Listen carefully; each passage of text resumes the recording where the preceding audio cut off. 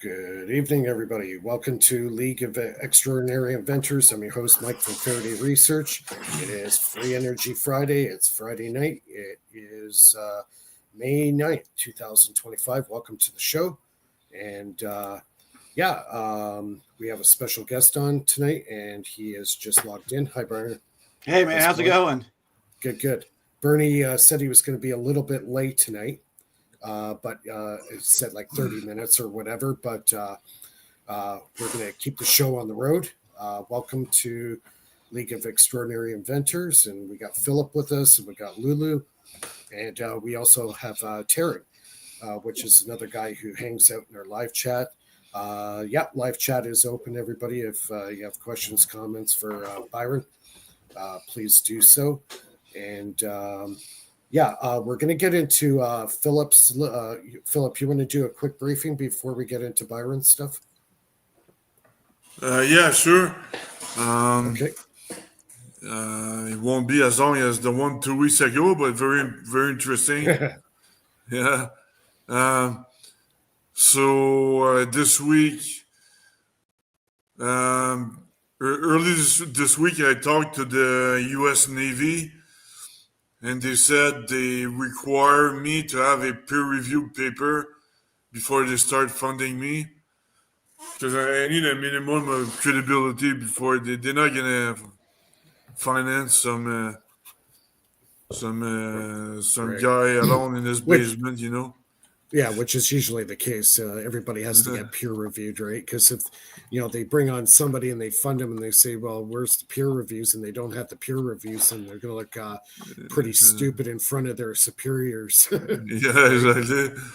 They need to convince other people, so that's the main thing. So that kind of helps me getting some credibility here. Yeah. And but I have a joint paper with a doctor. Not gonna name names, but doctor, I had a joint paper, but and it's gonna be submitted to somebody who owns a journal that we know, both of us know. So the chances of the paper of being accepted are very high. So it's very interesting. It's very positive, and I'm gonna apply for the cohort in United States that gives away $500,000, like I was saying last week. Right. So they give you some money to do your testing and kickstart your company. That's pretty cool. That's where I kind of got blindsided, with the Trump tariffs and everything. My partner was applying for a $3.5 million research grant. And now that's on the friggin' sidelines because of all the trade issues and the change of government here in Canada. So it's just a big mess, and it's like that's the problem. That's the problem with Canada is administration overrules scientific merit. Yeah, you know what I mean. That's what happens when you have liberals running the government. That would be a whole show all on its own, but I don't want to get political here. Yeah, and another thing I want to show too is how to share my screen here. All right.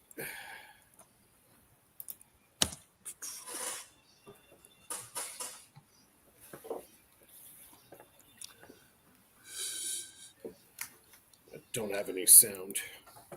Yeah, that's okay. So I found the exact solution for the gravitational acceleration.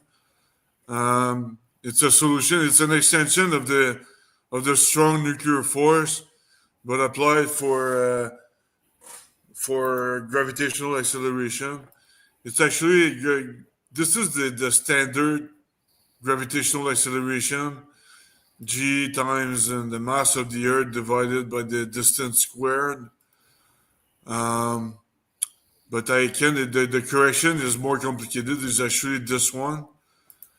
What's the difference? There's no difference with the gravitational acceleration at micro scale and important scales like normal and micro scales. There's no difference. The difference only relies that the when you come down to the nuclear scale, the nanoscale, and things like that. If you use the Newton's gravity, you're gonna get stuck with a singularity. You know, the closer to the center you are, the acceleration is gonna be infinite. So, which is a singularity. But using my equation, there's no such thing as a singularity. You can see the red curve here. The red line is not only is not like dropping like the standard acceleration, but it's actually repelling. So at very low scale, the effect is actually the opposite. So which is very similar to the strong nuclear force, but it's applied to gravity here.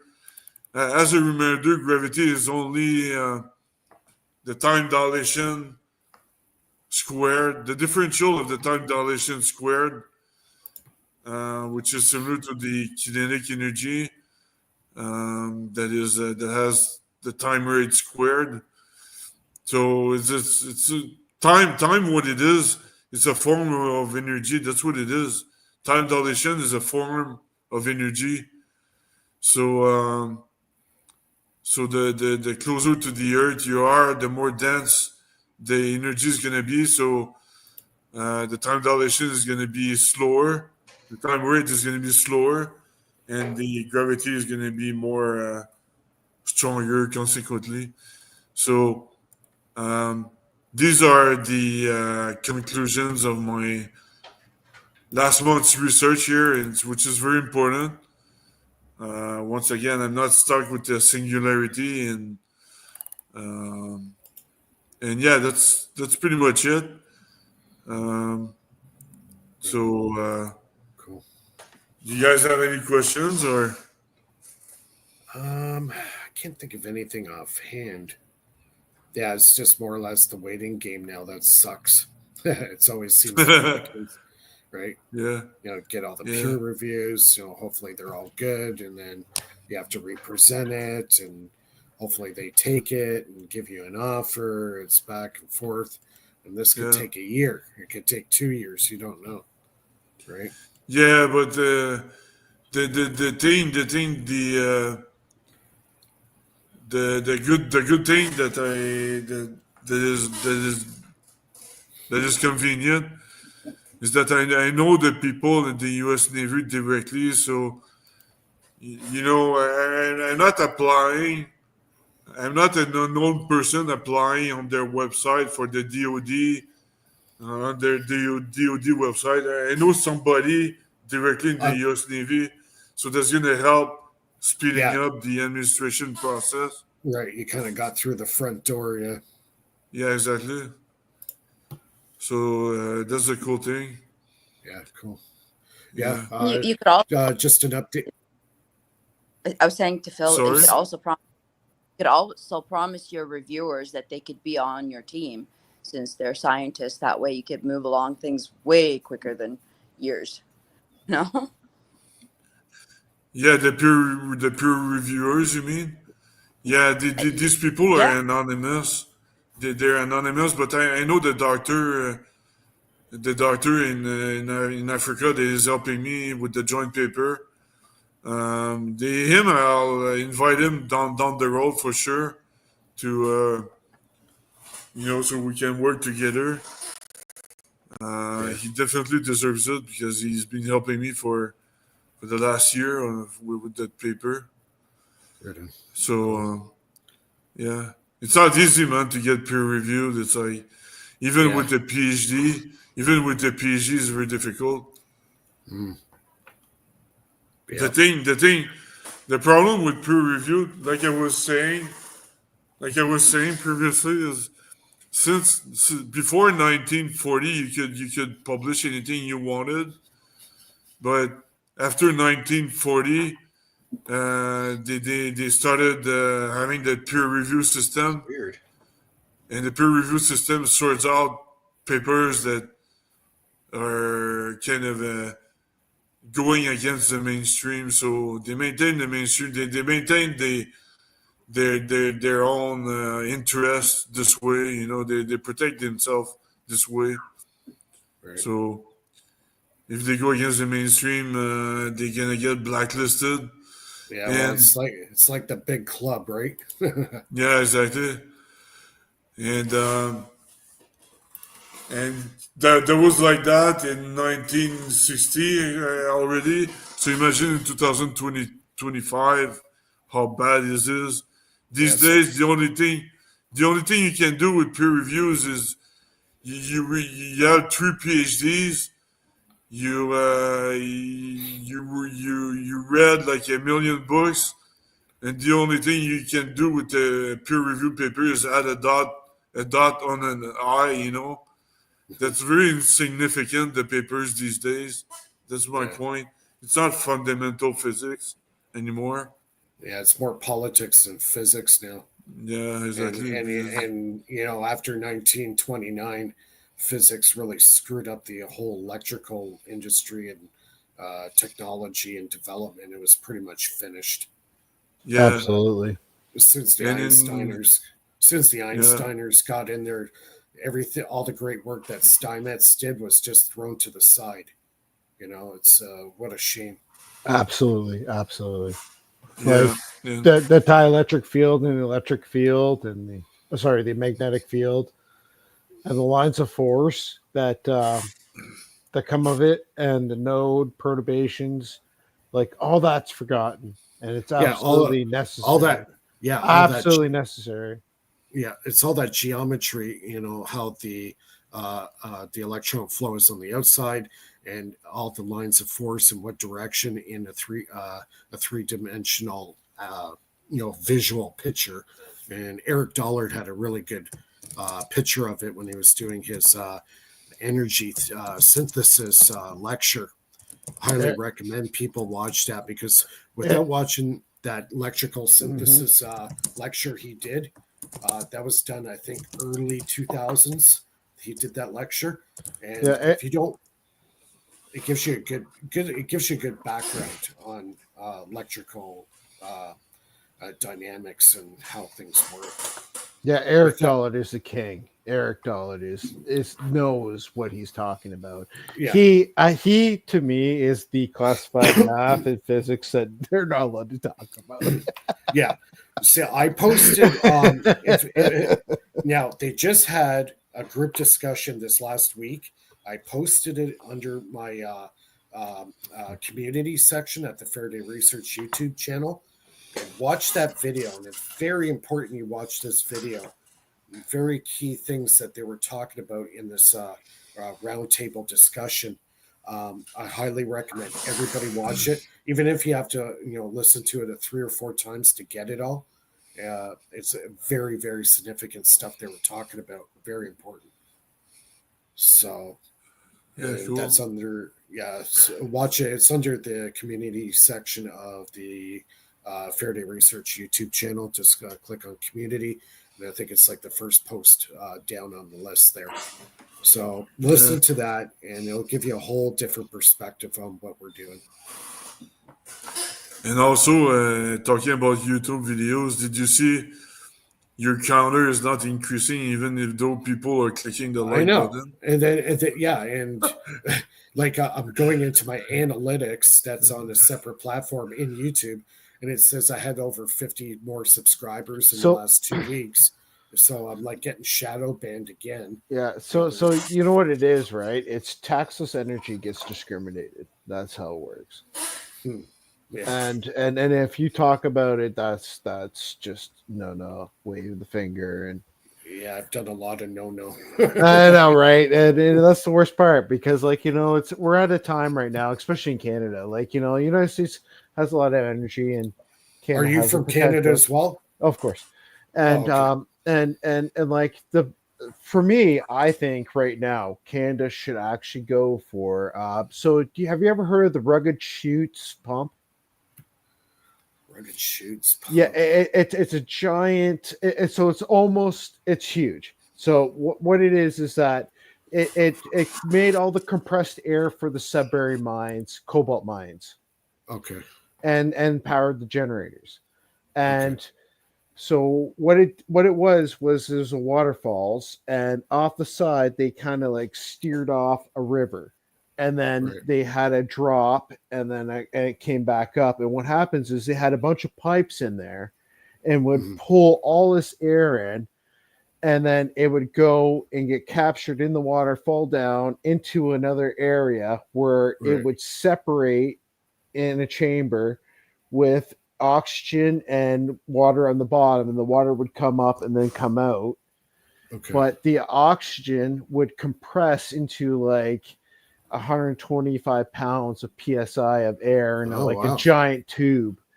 And Yeah, it was like a water hammer. But, yeah, and like, well, this thing just kept doing it all day and night. Right. So, this is perfect energy source Yeah. for Canada.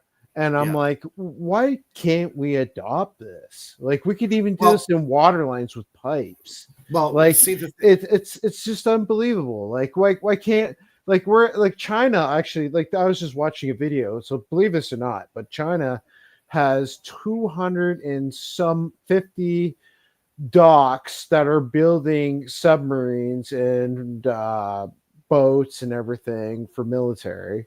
Right. Mr. Military Boy. yeah.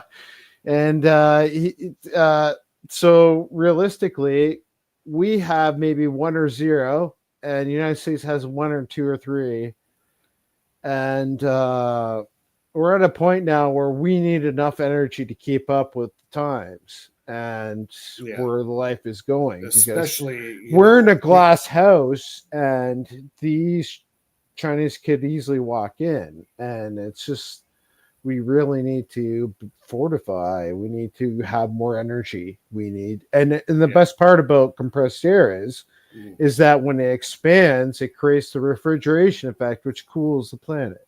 Right.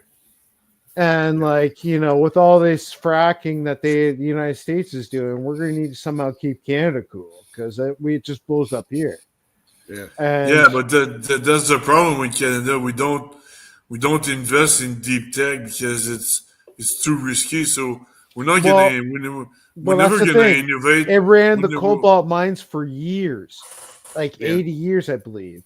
Mm. This rugged shoots pump, and all it was just off a waterfall. Instead of building an entire dam, they collected compressed air, which can be stored just like a battery, right? It's compressed air, can be liquefied by the same compressed air it's getting all day and all night.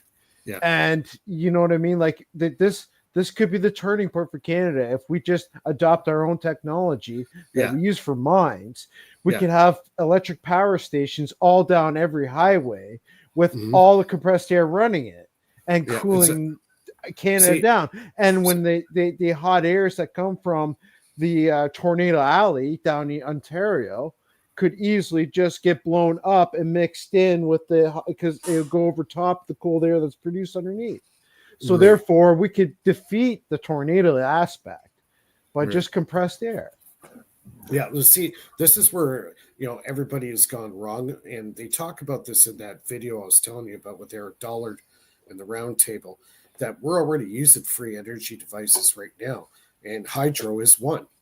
And even Tesla said too, we have to attach ourselves to the real works of nature, meaning that we can, we're already doing it with solar, we're doing it with hydro to a very large degree, and wind power. All this stuff is done by nature. It's created by nature. We don't have to do anything. It's just there. So, the devices that we're working on, it's like we're trying to take a very small potential, a very small power source, and get a lot more out of it. And that's basically what I've been working on for the last 8 years with the Renegade device. So I've been watching your Renegade device. I understand the aspects of it. That's why I really want you to read the Thomas Townsend Brown notes. Yeah, because you really understand the dielectric field. And I'll give you a couple books for the dielectric circuits and stuff like that, and the one wire, the understanding of the one wire Yeah. circuit Yeah. and one wire antenna for the spring constant within the Coulomb's constant, so you could have actual proper control over Bose-Einstein condensate, or what they call Bose-Einstein condensate. Well, I can within proudly this say, field antenna. yeah, I can proudly say I learned about the one wire system the hard way. Oh, Yeah. Oh yeah. sometimes you burn, sometimes you don't. If you know what you're doing. I don't know how many amps went through me, but I sure the hell damn knew it was coming in. Yeah, right. So like if you go through the books, there's actually a couple books where from 1914 I have a book where this guy explains, he goes through all Nikola Tesla's one wire stuff. Yeah. In the book, Well, where I he understand it engineers quite well. every single piece, so you can actually read through it and be like, okay, so this is what's happening within this within the field antennas Right. manipulation, right? Because Yeah. that's where the magic Okay. begins. So we're gonna Byron, are you there? Yeah, I'm right here. Okay, we're gonna get into Byron. Byron's here to do a presentation for Oh, us. sorry, I didn't know that. So No, it's fine. I was enjoying the talk. yeah, You know, I like electrical stuff. Are you guys into like the ether, or are you guys? Absolutely, yeah. that, Okay. Either exists. Yeah. bring it on. Bring it Absolutely. on. So it's not letting me turn my camera. Where'd he go? He just Oh, went there you backstage. go. All right, yeah. Go where it says settings at the bottom. You see, yeah, I was doing that while you guys were talking over And the then- camera. Now, Make sure you don't have a second tab with the camera on already.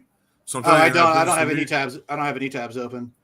Okay, what you can do is log out. Yeah, that's and what I was thinking. Log out, sign- come back in. Yeah. Try that and see what happens. Yeah, see if you can get his camera going there. It's usually better when somebody presents and actually have a working camera. It happens. I have a little thing I want to say. Like, if we're afraid of whatever China's doing, I mean, we should be more afraid because they manufacture most of the chips in our devices. I mean, I'm not afraid of China. I just know that they're going to beat us by mass. That's the only difference, right? Like, we have them technology wise, but they're mass. Like, they're putting out 200,000 ships when we're putting out like 3 or 4. And that's not just Canada. That's the United States. I mean, that's the United States. That's not even Canada. I believe Canada has none. I think we actually buy our stuff from them. Yeah, we buy. So, Yeah. so that's the sad aspect of it. So, like, either they have seventh generation, which is space time warfare. That's all they're dumping their money into. Then we're okay, but otherwise we're screwed. We're in a glass house. Yeah, you know what? And that's the real aspect of it all. And then if they are, then these really should be ready for us in space. And when we move to space, that's when we find common cause between each other, and no matter what species or race we are, because common cause is what binds pretty much all of us. But China, what annoys me a little bit is they copy what we do, what we do that works, that works fine. So they save all the R&D, they save all the R&D and the marketing efforts and all that. So, anyways, go ahead. Okay. Yeah, we're gonna let Byron take the stage here. All right. Have you guys heard of radionics at all? Yes, I have. Yeah. Okay. You don't have to put me on big screen if you don't want. Okay. You're shy. Well, not really. I do a lot of interviews. Oh, what happened here? I hate when I do that. Sometimes I get glitched. Oh boy. Let's try this. Hold on. We're gonna remove. Okay, and okay, we've got Lulu back. All right. Now we got Bernie in here. Mr. Late. Yeah, there we go. Okay. Weekend at Bernie's. Right? Yeah. Well, that's the whole ongoing joke from the movie is you're partying at Bernie's, but Bernie's not there, right? Right. Yeah. Well, that Okay. So I guess I'll go ahead and get started. I guess just to kind of give a brief description of who I am, I'm an occultist. I've been studying the occult and conspiracies since I was like 8 or 9 years old. So I mean, we're talking like early 90s, like 1990, 91, 92. What happened was my parents actually got divorced, and my mom hooked up with this guy that had like giant like refrigerator boxes and TV boxes full of like every book on every subject you could imagine at the time, you know, in terms of like occult, paranormal, UFOs, conspiracies, a lot of JFK stuff. JFK was really popular back then because, you know, I think that was it Oliver Stone movie came out, what, 92, I think. And then 93 was the 30-year anniversary of the assassination. So I got started into a lot of interesting stuff. So I was basically, I mean, for a child, I was pretty much awake before, you know, Ruby Ridge, Waco, OKC, Flight 800, which was the predecessor to 9/11.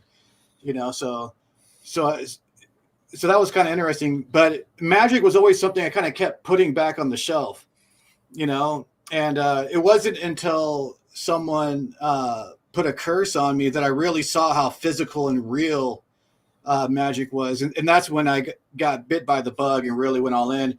And in a situation like that, you know, at first it was like a little nerve-wracking because you can't exactly go to the cops about a curse, you can't go to the doctors about it, so the only thing you can do is just sink or swim, you know. It's just grab the bull by the horns, you know. So you talking about black magic? Yeah, someone put a curse on me, yeah, you know, and it was going to straight up kill me if I didn't do anything about it. So it was. And like I said, that was when I could see how physical magic was. It's not just law of attraction, power of prayer. There's a very real and physical mechanism going on there, which I suspect is the ether. So as I started getting into magic and breaking it down, I started just really playing with like how to like what do I actually need to make it work? Like stripping away a lot of the components and just seeing like how easy it could be. And it was during that part of my journey that I stumbled on radionics and then got into radionics. And then I started building my own machines. And then over time, everything, a bunch of cool stuff happened. Anyway, I live in Utah now. A bunch of things lined up. I jumped timelines. And now I actually sell radionics machines for a living and build them for a living. But, you know, some of the old school radionics guys might disagree with me on a lot of this stuff. But in my opinion, radionics is mostly a thought form amplifier, you know, so you're basically just taking a thought form and amplifying it. And like I have right here, just like a really basic wishing machine, just a really, really easy, basic one.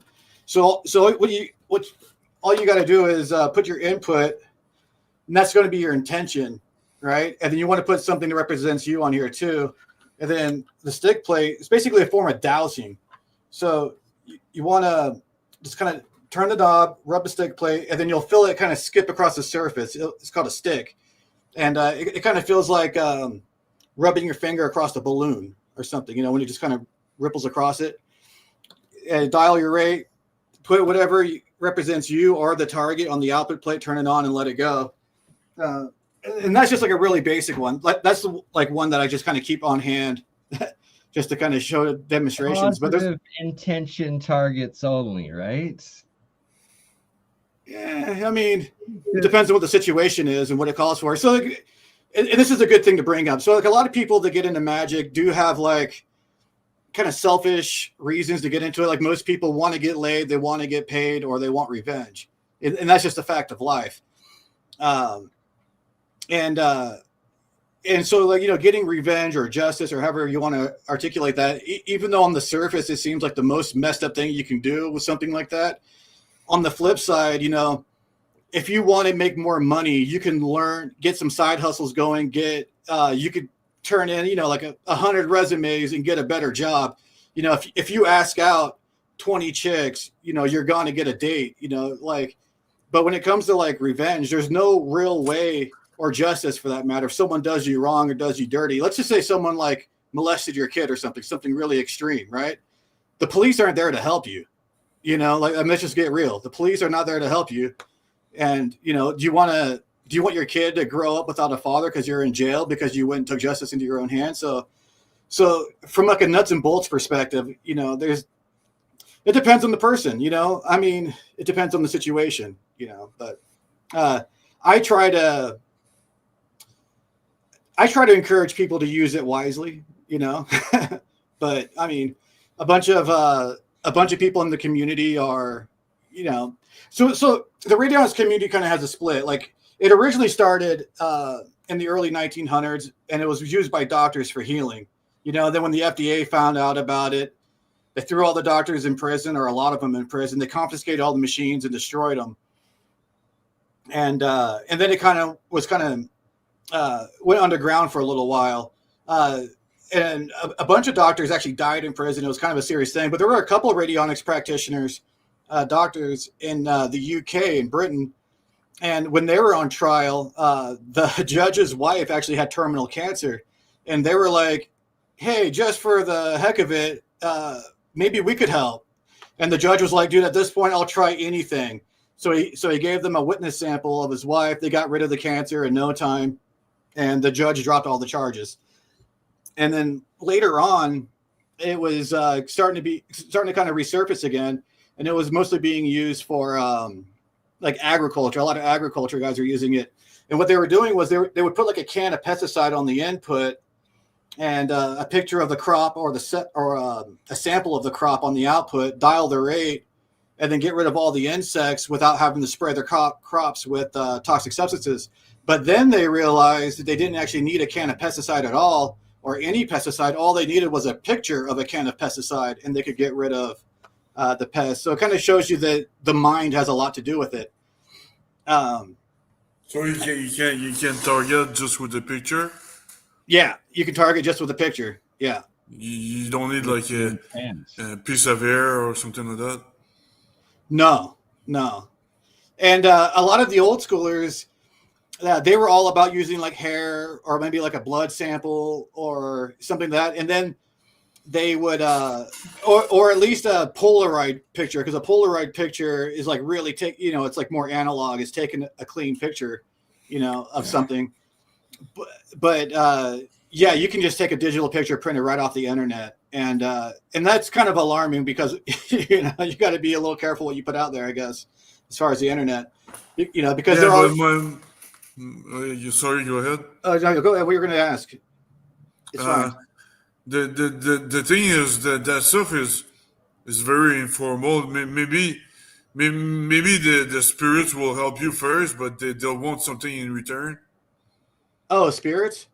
Yeah, we can get into the spirits and stuff. Like I said, I'm an occultist first, and I have a pretty liberal policy when it comes to working with spirits. So, or maybe do you mind at first just like explaining the technology a little bit, like the actual engineering of what you've been doing and developing, if you don't mind? Yeah. It depends on the machine because there's different types of machines. As far as like an amplifier goes, it's basically like an audio amplifier, a radio amplifier. You're basically using what would be considered frequencies. And a lot of the old schoolers think the frequency is really what's important when you're dialing these rates. But in my opinion, again, I'm coming from it from an occultist perspective. And a lot of the old schoolers and the purists out there would disagree with me, but I disagree with them a lot. I think a lot of the rate, the dials, is really just like a bookmark, just memorizing your intention. It's just kind of leaving a placeholder for it. But again, that's, you kind of get in the weeds. So just, sorry, I'm totally ignorant on as far as how the system works, but do you use like an antenna? Or you're actually transmitting or receiving a signal? Yes. A couple of machines have antennas, yes. But the output plate is also basically an antenna too. This is just like a really basic one. This is just like a bare bones. What type of metal do you use? Aluminum or steel or copper? What type of an inductor do you use? Usually copper. Yeah. Usually copper. Yeah. And but so there's a difference between occultists and spirits and all that. So it's two different things. The spirits. well, so radionics is like a neutral technology. I use it a lot for magic, but I also use it for everything. So getting back to this the kind of the history of radionics, it was like after people started using it for agriculture, and it started kind of resurfacing a little bit. But a ceremonial magician by the name of Charles Cosimano, he goes by Uncle Chucky. He was the first guy to really start using it with magic. He was kind of also the first guy to weaponize it. And he was kind of a pariah for a really long time in the radionics community. But now, I think some people respect him a little bit more as a kind of like a forefather type, But for a long time, he was like really kind of shunned by the radionics community because he was using it as a weapon.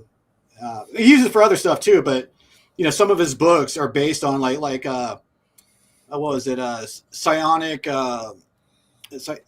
warlord or psionic I forget. Psionic warfare. I think it's psionic warfare. So he was. Is there like say what works better, a negative side to it or a positive side, or it doesn't really matter your intentions? Well, so yeah, I think positive would probably work a little bit better. Right. At the end of the day, it depends on the person and the operator. Like I mostly use it for positive stuff, Right. But it can't be used for something really negative, can it? Anything can be weaponized. I mean, look at the parasite class. I mean, they've weaponized sex, they've weaponized food, they've weaponized everything. Anything can be weaponized. To heal somebody, if you know somebody sick, can you use that? What would you do? Like, would you write, please, heal this person on one end, and then, transmit the signal, like how to that person, to their address, to their geolocation? Yeah, all you really need is a picture of the person. And if you know the person pretty well, it's going to be a lot easier to really hone in on their energy. But the radionics works insanely well for healing, insanely well. I mean, that's what it was originally being used for. And not only were they treating all these illnesses with it, they were also diagnosing illnesses with it. And but yeah, it works insanely well. I saved a couple of people's lives. So when I first got into radionics and I started building my own machines, I was actually working in a bar in Western Washington. And I started just kind of like doing magic for people and doing all sorts of stuff. But there was a couple of people that I helped out a lot. And, it feels good when, like one of the old timers all of a sudden disappears and you're like, hey, what happened to old man Don or whatever? And they're like, oh, you didn't hear? He's dying. He's in the hospital. And then he comes back and he's able to hang out with his buddies and have a few drinks and, sleep in his own bed and, spend some time with his wife. Stuff like that feels really good. So it's are you using some sort of frequency, like the frequency, the resonant frequency of somebody to heal him or something like that? Does that have to do with frequencies? Like I said, I don't think that really matters. I think it's really just the intention and what you're using it for. I'm sure you guys are familiar with like Dr. William Bankston, the guy that did all he's a college professor, did all the experiments with energy healing on lab rats. Yeah, but if you're talking about intention, you mean somebody needs to be able to, some spirit needs to be able to read your mind if you have good intentions or bad intentions? You just put it, you just put your intention into the machine. So like, let's say healing. You can use, like I said, I'm an occultist, so like I might use a spirit. So let's say if I'm going to use a spirit, one of the best spirits there is for healing is Archangel Raphael. Archangel Raphael is a boss when it comes to healing. So, I might like write on a piece of paper to heal this person of whatever affliction there is. And then I'll put that part face down, but then I might put like a picture of face down directly on the plate. Okay. and then use a picture of Raphael over it, which for me, I would do a full evocation and then ask Raphael to help me with it. But you don't have to do that. Anything will work. I mean, almost anything. Jesus and Mother Mary work really well for healing too. But a lot of people. So there was a rocket scientist that discovered radionics back in the 50s, and he's a materialist. He's a scientist, a mainstream scientist.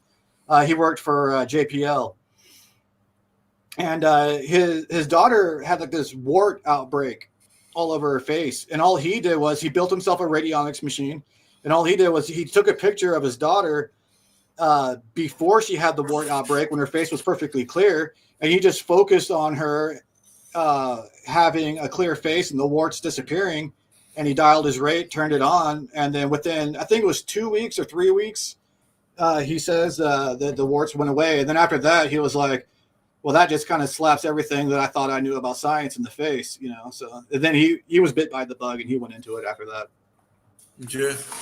Yeah, because the problem with spirits is like is that you might talk to spirits that pretend to be some other spirits and things like that. You think you talk to somebody, but they just pretend to be somebody else. So there's a lot of misconceptions in magic, and that's one of them.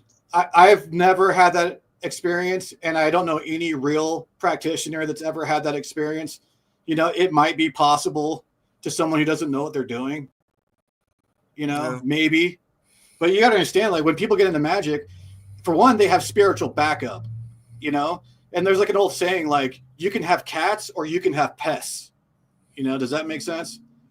So there's, especially in the truth community and stuff, people are exceptionally like superstitious about the occult, and they have all these just kind of, there's just a lot of misconceptions, and that's one of them. I've been doing it, and I'm pretty hardcore about it. Like I'm not exactly like, tiptoeing around. I'm pretty hands-on. I'm pretty hardcore about it. I've never had that problem. So you've never like experienced like a demonic possession or like them? Oh, I've experienced possession. Yeah, before I got into magic, I've experienced possession, and even when we moved into this house here in Utah, I'm just down the road from Skinwalker Ranch. For anyone who's listening, this house was built 100 years ago, 1927. All right, so 98 years ago, right? There was a really nasty negative entity already in this house. Now, I didn't do any magic to cause this entity to show up in my life. It was already here. So, and I used magic and radionics to get rid of it. Nice. So there's a lot of spiritual problems. Almost everyone is suffering from some type of spiritual affliction. And the only way to really fix it is by using like some type of practical spiritual modality, So this is one of those things where you need to, I feel like you need to know it. And it's not something that's really hard. It's innate in all of us. Everyone does magic every day and they don't know it. So do you provide this service, or do you tell them, what is it exactly? Like, how do you, or is it just you use it personally? Like, in your own Yeah. world? Like, do you have a book or something like some sort of teaching method? Yeah. Well, I have my YouTube channel. My main YouTube channel is My Apotheosis. And I go through a bunch of stuff. I'm pretty bad at making content on a regular basis. I prefer going, especially like, so on my YouTube channel, I only talk about spirituality, and mostly to try to like weave through the technocratic weave of censorship, So talking about spirituality, like real practical spirituality is censored too, just not as much as like other stuff, Yeah, and I gotta put a disclaimer. None of this was health advice. Always go to your medical practitioner and whatnot, because we don't want to get deleted for breaking terms. Yeah, totally. So, but yeah, I do offer services. I also offer my machines, and in general, I just love doing it. It makes me feel good to help people. So. I've helped a lot of people, man. I even, like I said, I worked in a bar in Western Washington. I even got a DUI dropped for someone, and that made me feel good, because DUIs in Washington, that's like 10 grand gone, Like, how many people do Yeah. you know can afford 10 grand? I had a DUI in San Diego. Yeah. Yeah, it's a pain. Yeah, you gotta go through MAD classes and all the rehabilitation classes. But it was a stupid DUI. I just had like .08 BAC just right on the edge, you know. Yeah. So So you basically barely had a buzz going. yeah, so it Yeah. was a retarded DUI. But so I had to pay $10,000 and a lawyer and all that. And Yeah. And then the stupid. whole headache of everything. Yeah. It's a nightmare. It's, you know, and I know drinking and driving isn't good, but at the same time, you know, they don't care. Like, to them, it's just a racket. You know, it's like their Yeah, biggest racket. So, yeah. but I love working miracles in people's lives. It makes me feel good, you know. Plus, But my love language is gifts. So, because myself is the first time I hear about radionics, but I did practice some Ouija board when I was younger with some other younger acquaintance, and then I started having like a whole bunch of misfortune happening to me, like yeah, car accident, and the company I was working for got got betrayed by its own CEO, and Microsoft uh, ended up buying it indirectly. So everything was going wrong, you know. You know what I mean? That was back in 2001. okay, But then, but it's a long time ago. But uh, you know, so that's why I kind of tend to stay away from that. So because maybe I'm paranoid, but You yeah, justly so. I got yeah. something. I got something to add to this. Eric Dollard, over the years, he worked on many devices, and one in particular device was you probably have heard of it, the cosmic induction generator. And that is Where, radionics. right. So where he got a plasma, about. like a vacuum bulb, and he was able to recreate a living galaxy inside this bulb. oh, rad, And if you listen to a lot of his talks and lectures he's done over the years, every now and then he will mention the word voodoo will be in his experiment. And I believe this is the stuff that you're talking about that he was experiencing in his devices. So one day he fired up the cosmic induction generator, and usually it'll last for a little while and the glass will blow. And usually when the glass blows, it will blow glass everywhere, all over the place. This one particular day, there was a guy who came into the laboratory while they were doing the experiment.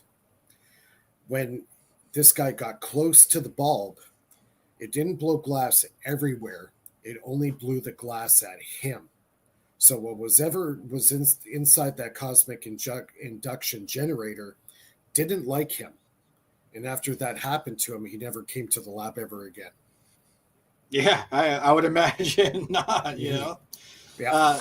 But you know, there is a lot of intention, and there are some negative entities out there. I mean, they're everywhere. You know, like, you know, you can be a devout Christian. The person that lived in this house was a devout Christian, you know, and still had a really, and the negative entity that was here, I could tell right away by the amount of residue and how I could see like a full physical form right away that they had been here, you know, well over 20 years. I'm guessing over 50 years. Was it an entity or was it an imprint?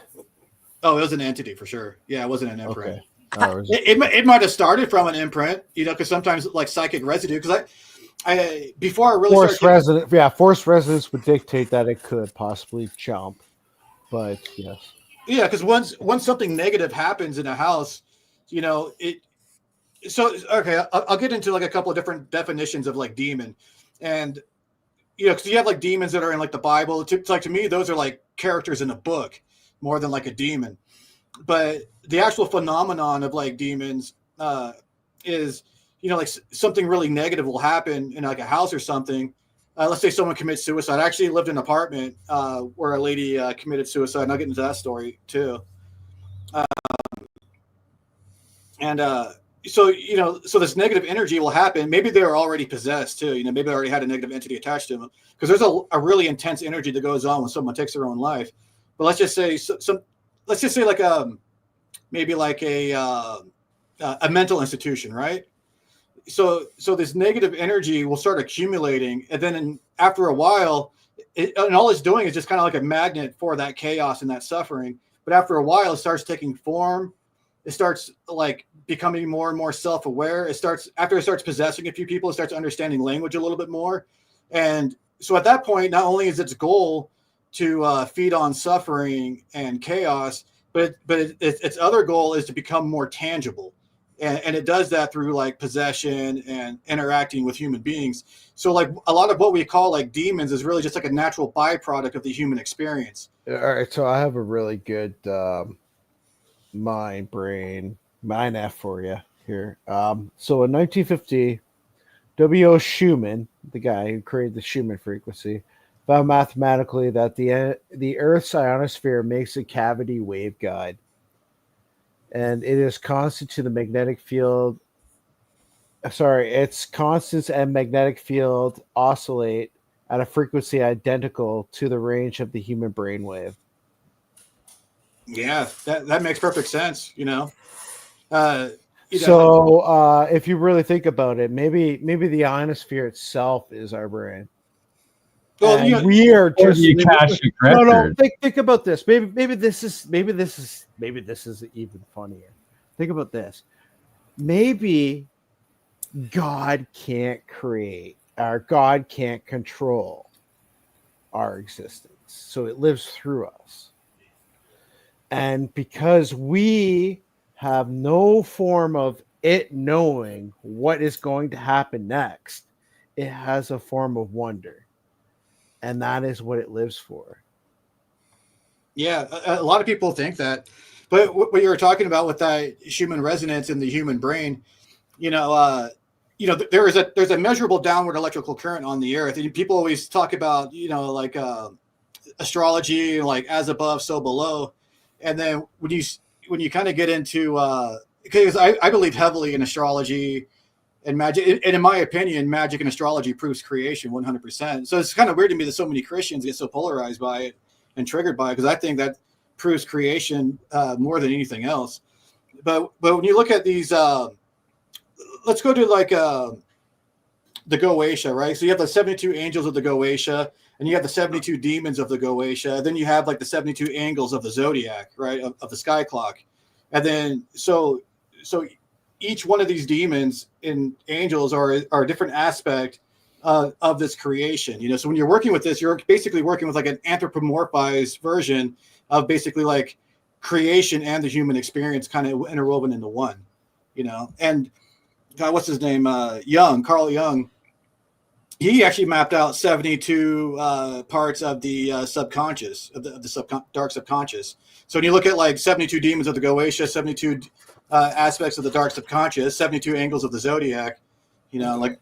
But what I've also found out through history is that, like, some people read these things and they try to make it reality, which is kind of sad, because like, where they're like, oh, it's a prophet, and then they're gonna make this, someone just makes it happen because some written thing millions of years ago said so. Like, I think reality is what it is, regardless of right and wrong. Like, that's probably the biggest hit for a lot of people, because some people think like, you can kill in the name of a god or of a belief, but in reality it is what it is, man. You just took someone's life.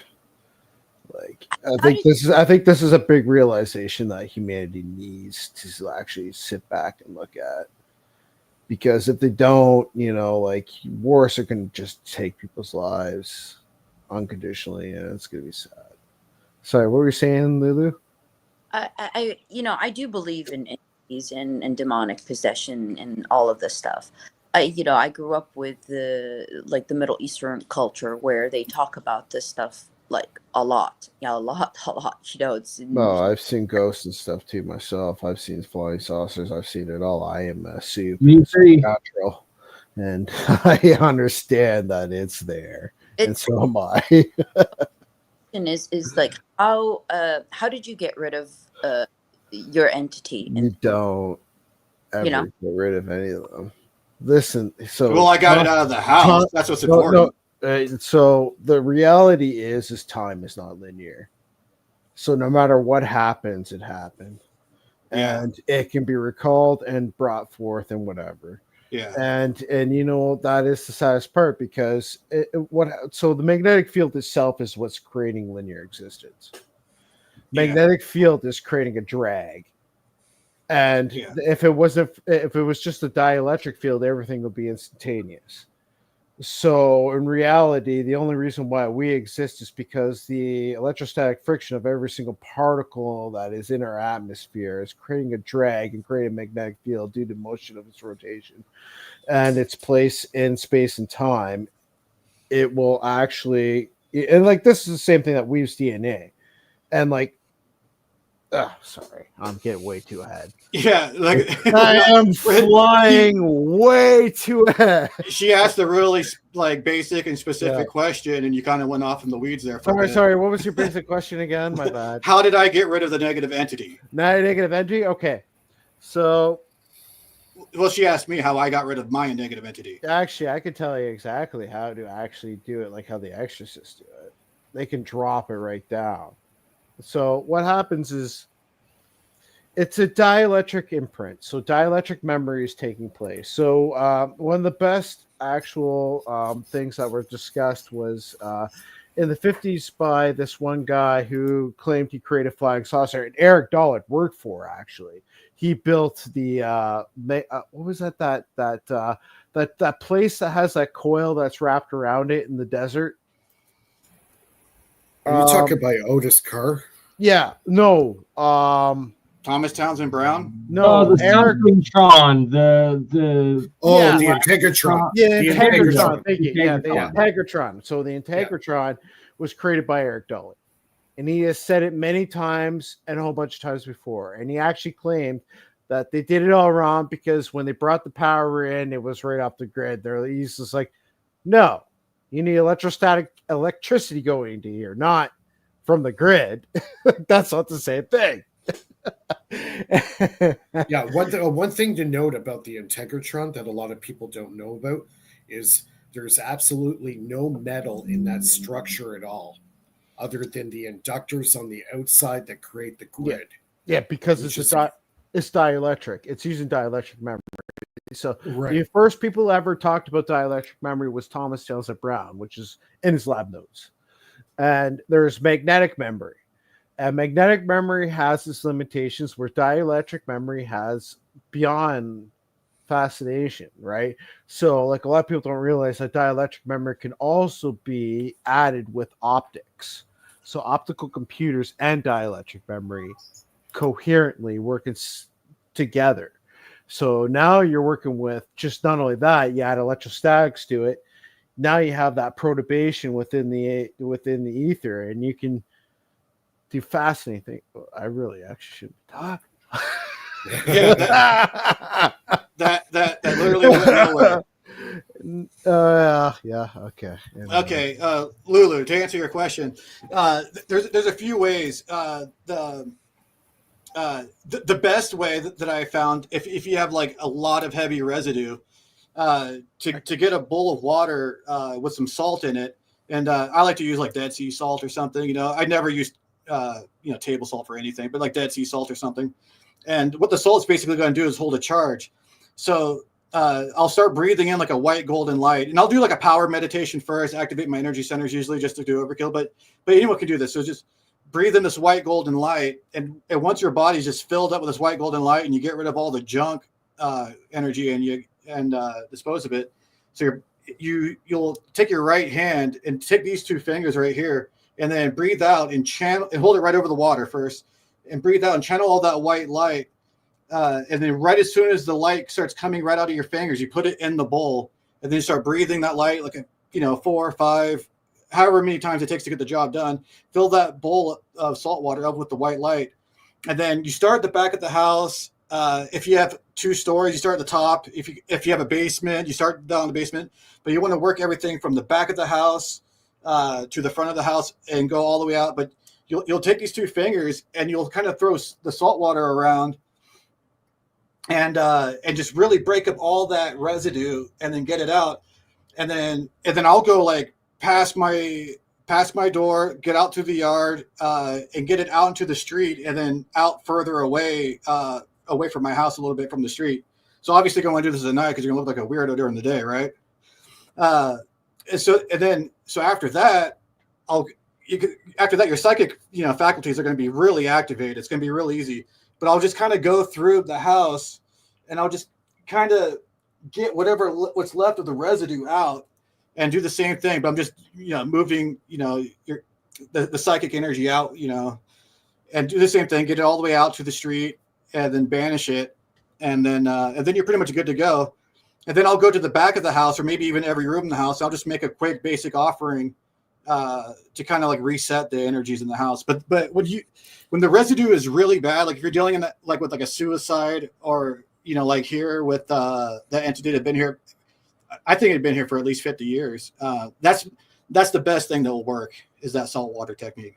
100%. But I'm glad you said that. That this is a method, because I heard this like the salt and water from my own mother. Oh, wow. Yeah, so I'm really glad. And I also have to add in, as an alchemist, the ring of salt, and like how you just explained it, and the cleansing process. That definitely does resonate with what I've read and experienced. And the important thing is to like charge the hell out of it with a white golden light, and you can use like divine names for God or whatever you're into to do it. Whenever it comes to like banishing, removing negative entities and healing, I do prefer the angels over any other spirits, because the angels just have this purifying, just being in the presence. Even if you're not trying to do a healing, just being in the presence of an angel will heal you, like by proxy. So I prefer those for that. But when it comes to like pragmatic stuff, demons are pretty much the best to work with. If you want like a job, or you got to get rid of like a bad coworker or something, or it's also, demons have like more of an intense personality. You can feel their energy immediately. So when it comes to like just being interesting and having that kind of stuff, they're better for that. But whenever it comes to like banishing, healing, recovery, anything like that, angels are by far king when it comes to that realm. Thank you so much. Yeah, no problem. And Archangel Michael works insanely well for banishing negative entities and stuff. He's another guy that you talk with or correspond with, or? I work with all different kinds of spirits. It depends on what I'm doing, because sometimes I'll just be doing a path working, where I'm working through a series of spirits within a certain path, So, have you had any of these spirits move objects in the room? I would say so, especially some of the elementals, what people call fairies and stuff. Yeah, they'll definitely play little tricks on you sometimes. Mm-hmm. Not so much on me, but like my girlfriend. Yeah, they're like pranksters, right? They're like a little bit. Yeah, totally. If you wanted to, could you like sell your soul to the devil and have like super? Okay, we're not advocating that on this show.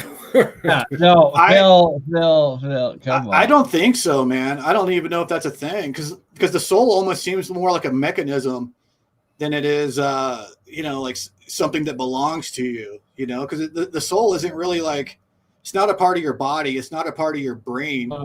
Your brain's really just a receiver for the soul. From personal experience, where interacting with a couple of demons that had possessed friends of mine, and they directly tried to sell me the souls of newborn babies. And these friends of mine were literally spitting out like these numbers that they were entering into the phone, and it was brand new like the SIN numbers of brand new born babies that were like just born, and it was like That's pretty that's creepy. a whole other rabbit hole. But Now, were they actually like cultists, or were they just like possessed by a no, these negative are entity? just random people that were on drugs, and the demon came out, and then magically they were able to recite the SIN numbers of newborn children. That like it was impossible. I knew these people quite well, and it's like there's no way that they could have known these things. It was just sketchiest experience of my life. But sorry. Yeah, that's a trip. My next question would be, would the influence of psychedelics enhance any of the effects of these spirits that would consume the room or possess? Or I actually have one little weird thing that happened to me one time. So when I took a psychedelic, it was called salvia, and for the first 3 seconds, I felt like I was being stabbed by a million knives. It was really weird, and my vision split into 3, and it was absolutely wild. It was the most intense experience ever, and I never touched a psychedelic since.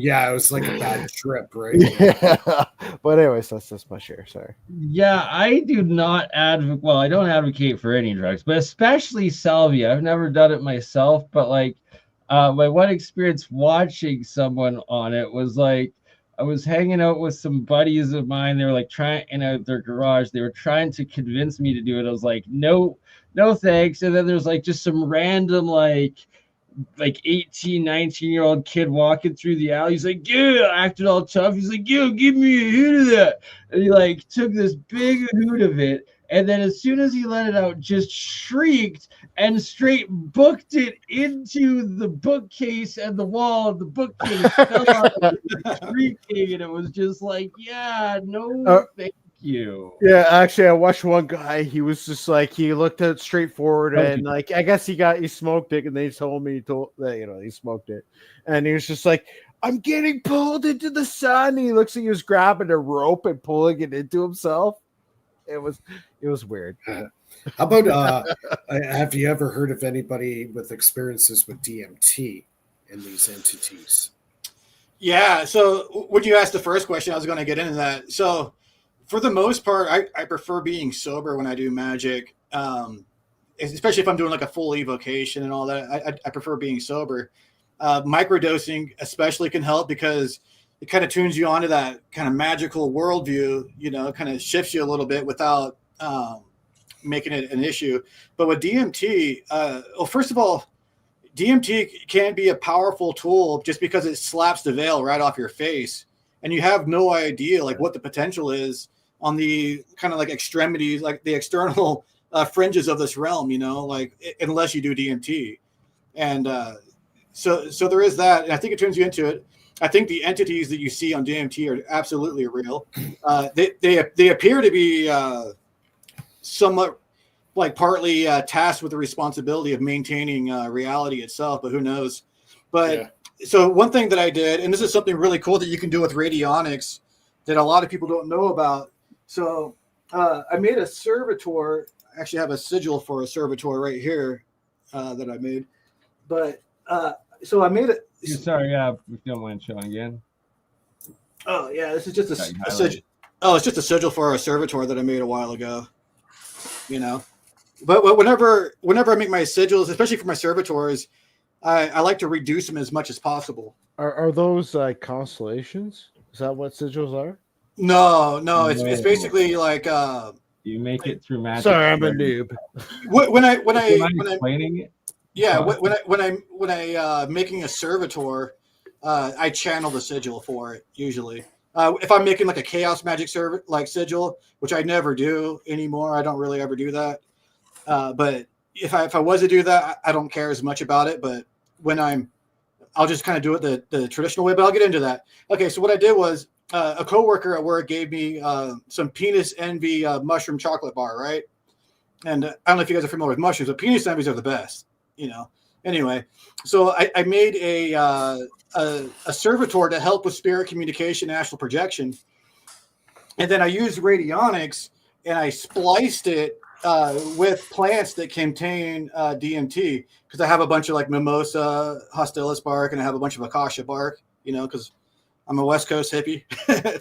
it's normal over there, So I spliced the servitor with plants that contain DMT specifically to aid in astral projection and spirit communication. And then when I microdosed then I took the sigil for that servitor, and then I used that to program my my candy bar, my penis Emmy candy bar. And then when I ate that, I just microdosed it. It was pretty cool because it just kind of tunes you into that mushroom world just really subtly. Because I only took one little piece, and but it really tunes you. It still tunes you into that DMT frequency without being in a state of astonishment, like succumbing to that astonishment. So it really tunes you into it without like retarding your motor functions and your mental faculties. So you could use that for doing some spiritual work. Would work great. But a lot of people don't know you can do that. So you can actually make a servitor. Okay, a servitor is an artificial spirit. It's a spirit. It's like a psychic robot. It's like a golem, a psychic golem. Or something. Yeah, totally. Yeah. And so a lot of people don't know this, but you can use radionics, and you can make let's say you want to make a spirit for protection, or maybe even specifically to protect you from negative entities. You could take the sigil of the servitor that you made, and then splice it with attributes from like Michael or Raphael, Gabriel, Uriel, and so then you have this servitor that's specific for protecting you from negative entities and magical attack. They splice with all these attributes from like powerful angels. Are you talking about like the characters of the angel? Like you're adding that to yourself? That's what you're saying, like metaphorically, and that's giving you the energy of that. Hello? Oh, is he Cyril got frozen. Okay. Are you there? Right. Uh-oh. Looks like you got frozen. Yeah. We're down. All right. Well, hopefully he's able to make it back, and we can get a demonstration of the device. I'd love to see the device. That's what I'm expecting him to show. You know what? It's really funny too, because we've done God knows how many shows, right, Bernie? And we never had this issue. Nope. But you know what? That's the thing, right? That's even within this woo. When you get into the 0 point and like understanding like what connects and what doesn't and how it actually works, it's kind of fascinating because you can create all the 0 point you want, but how does it work? Is it within the field antenna? Like I think I mentioned that earlier in the chat. Philip, get a beer. All right. He's falling asleep. Yeah. I was thinking about it. Oh. What would the demonstration you guys want him to do? I would think a cool one would be like to put $100 bill there on we one. go. We got Byron back. Oh, there it is back. Oh. And put like a picture of us on the other end, and let's see if something happens tomorrow. Like, something cool. All right. Well, my camera's not working again. That happens. Trust me, this is a thing. Yeah, so I already kind of went over a lot of the radionic stuff. I wanted to show the vampire box though, but it's all right. Yeah. Darn it. Maybe try restarting. Yeah, because that's what sometimes we have to do in order to get your camera to restart. You have to restart your firmware, which means you have to actually do a full reset. Okay, well, my computer just crashed. It just did that, but all right, I'll. Oh no, if you already did that, and then I think, but last time I just unplugged it and plugged it back in. So let me do that. I think the spirits are targeting the show. Well, it depends. Like, what are you using? Are you using germanium diodes or something? Like, what are you using to get this spiritual effect? I'm trying to understand like how you're reading it. How you're. What for? What? Like the actual engineering of the device you're talking about. I mean, does it really? none of that really matters when you're dealing with spirits. Well, it does. I mean, it matters a little Well, bit. The technology does yeah. matter, but you Well, know, see, like I've done actual like a syncing with people, For the and like when I engineers do here. research and development, somehow I sync with them, and like I'm able to research what they're looking for without them even telling me, and then all of a sudden they're like, I'm looking for this, and I'll be like, oh yeah, I have it, because somehow I just do it. It's Yeah. is this what you're talking about, or are you talking about something different? I have no idea.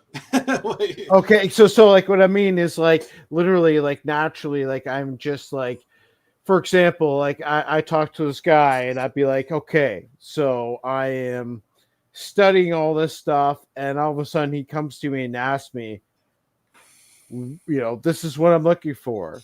And it's like, oh, okay, I have it because I just researched it. Like it just seems to happen like that all the time. Yeah, synchronicities. Yeah, and the more psychic you are, and the more in tune you are. Yeah, because that's what I found. Like like when I was explaining about the ionosphere, right, and how it has the human brainwave pattern. I believe that this is like a giant magnetic recorder and dielectric recorder, and I believe that like through space and time, as this planet rotates, it records. And I think this may be like an imprint thing, or like even through other dimensions. Well, even residual energies, like the energies are there, like Uh, protecting electrostatic ions and whatnot. Yeah, exactly. It's just sitting in the ether, right? Because that's the what I think. the energy cannot be destroyed. It'll dissipate to the point where it's not physically visible or whatever, but it's still there. Yeah, and certain aspects of atmosphere, like when they so here's a little neat trick. Like a lot of people don't realize is if you blow smoke into like a bunch of coils, you can actually see like sparks and movement of electricity and like it's the Mensier effect, and it's fascinating because you really sorry I'm getting off topic. I had too many drinks. My bad. No, but there is physical what's the word I'm looking for? Leftovers of this energy. It's still present. Like there's one guy that was in California back in the 1930s, right around Townsend Brown, and he claimed he made a radio that he was able to tune into radio broadcasts or sounds from the past. Yeah, okay. So yeah, that's what I was trying to talk to you about. Yeah, by Fry. So what happened was he tuned into the magnetosphere, and then he realized he actually tapped into the ionosphere. And then what happened is he was able to take the old television system and grab a similar old system, and he was able to go back in time with that TV and actually watch TV back in the day, because he realized that the entire Earth is a magnetic recorder. So it has magnetic memory. So there's dielectric memory, which is talked to you about Thomas Townsend Brown. This is why I'm drilling Thomas Townsend Brown. Like when you guys get into his notes, you realize what lofting materials are eventually. And this is where the real magic happens. Because this is where all you get your levitation, all the fancy do's. But anyways, so but it's all energy is all related to every one of these topics that we get into. It's all about tapping into the ether, right? Yeah, it's tapping into the ether. Because here's the thing, like magic is a very real and physical thing. And this is something a lot of people don't understand. Even people that have been doing magic for 20, 30 years don't really understand how real and physical magic is. And it's really not until, so I'll just put it like this. All right. You can end someone's life with magic. All right. So you can say it's all like part of the brain, power of the brain, but it's not. When you can create change in someone's life 3,000 miles away, that doesn't even know you exist. So you are the recorder, all right? So think about this. You should let me finish first. Sure. Okay. So if I create a thought form in my head and condense that into something that's a little bit more tangible, and then direct that towards someone to where it can affect their life in a real and physical manner 3,000 miles away, to the point to where you could kill someone with it. I mean, magic can be dangerous in the wrong hands when people really understand it. Very few people are good enough at it to do that effectively, but still, there needs to be a background medium. There has to be something physical there, because I don't think particle physics can explain this whatsoever. There needs to be a background medium for that thought form to go through. Now, I studied a lot what they were doing at Stanford Research Institute with the remote viewing. And and they've pretty much concluded this is a real phenomenon. This is real. They can influence objects at great distances. That thoughts can manipulate matter. Yeah, it's about manipulating the magnetic and dielectric memory. If you can, it's just like a computer. Think about it. It's just like a computer. You can manipulate it, change it, live it, relive it. Right? I hate to say it. I think it's all a hologram in a sense. I believe it's. It goes back to the old theory of are we living in a matrix? Are we living in a holographic type universe? Yeah, I had it. I heard a word fucking what do you call it? Experience, and this entity. It's a weird experience. It's actually really similar, which is kind of odd. It's really similar to what's his face? The guy that everyone kind of just retracted from, David.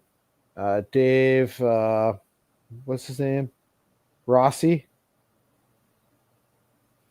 Is that Dave all right, Rossi. so like the atmosphere. Listen, hear me out though. The atmosphere around me lit up.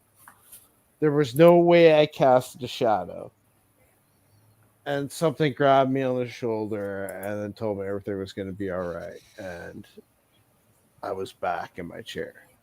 It was the trippiest thing I ever went through my life experience of all time. And of course it was reptile. But anyways, regardless. it was a trippiest experience. And I mean it. And it made me understand that this is a holographic experience that we're living in. It was just modified deep and within the actual planet's core, I believe.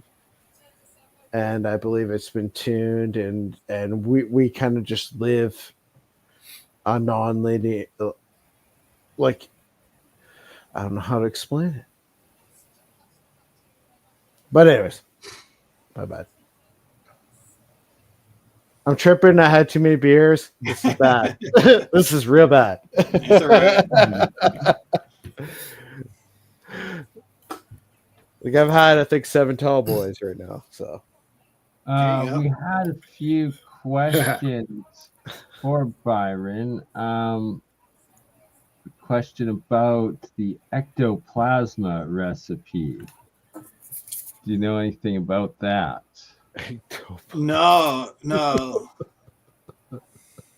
I mean, as far as like psychic residue goes, I have a lot of experience with that. Like I just mentioned, like how to get it out of the house, and but recipes, I'm not sure what he means by that. Is there another word for it? Because sometimes there's a lot of different terms for this stuff. Any other questions? One, have you heard of Cal Richardson? I've heard of that name, Cal Richardson. Where have I heard that name before? Yeah, it sounds familiar. I don't know. I could be thinking of like Cal Washington, that legal guy. Cal Richardson.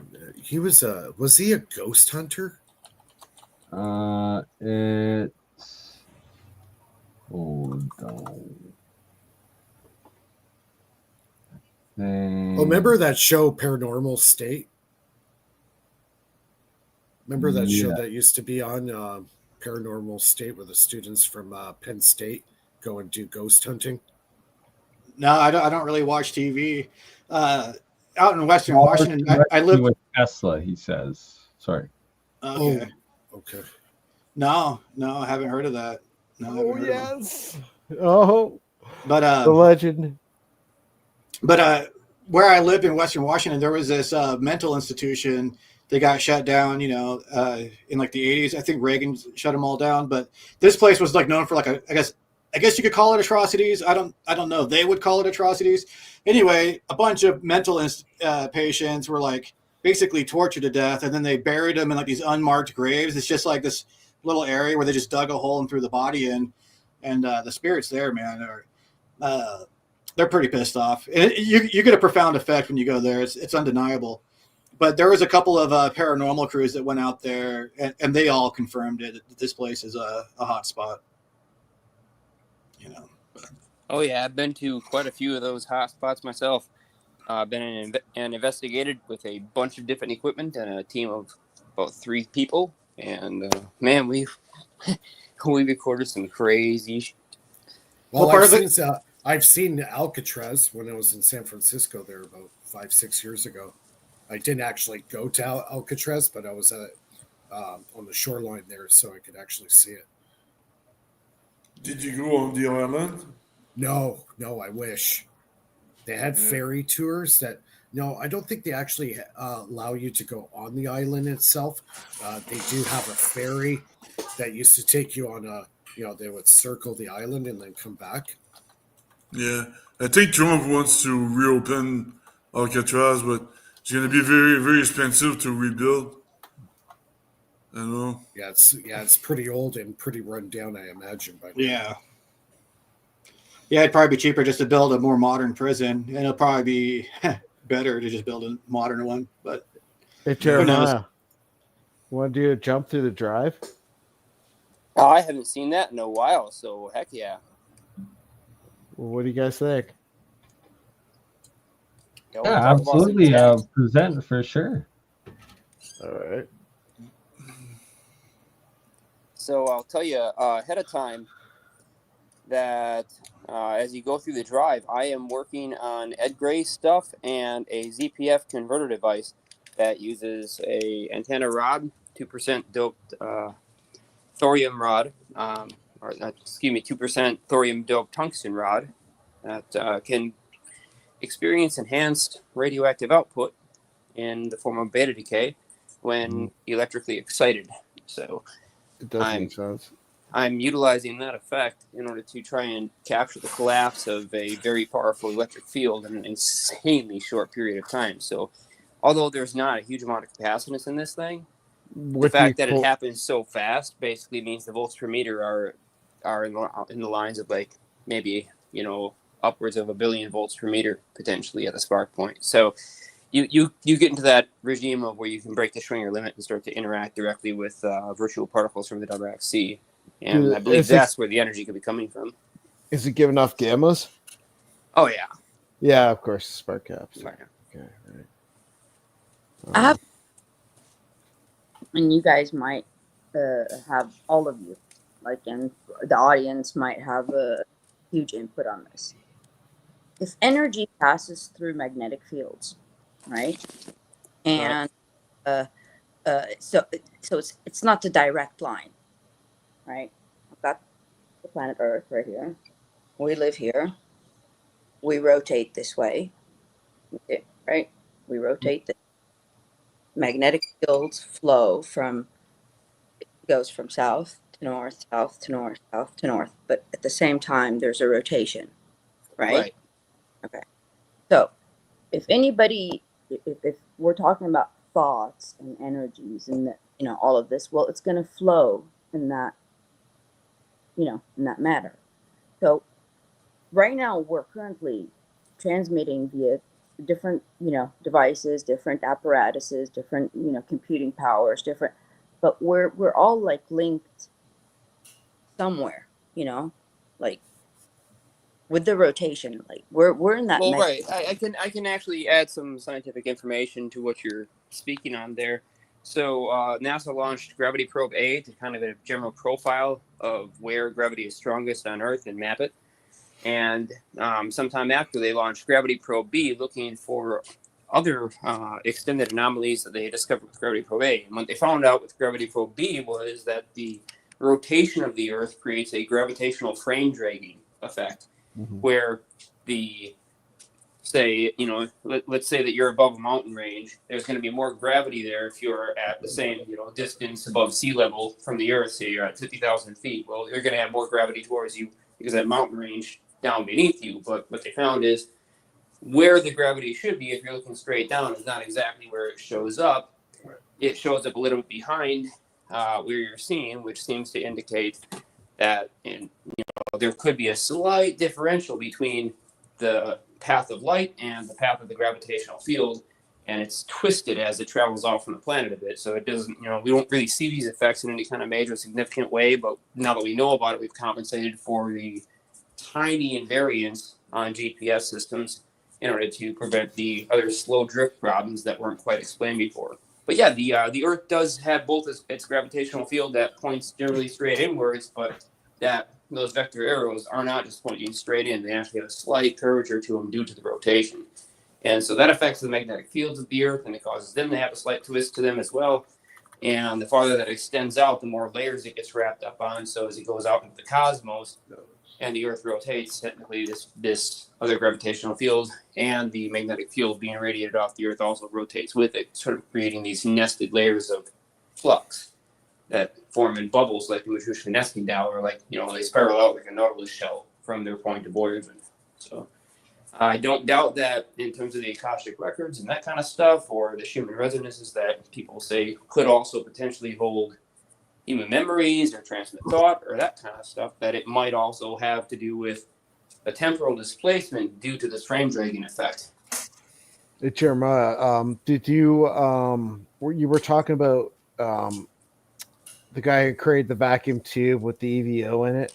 Yeah, Ed Gray. Ed Gray? Okay. I thought Gray was in here, but I guess he's not.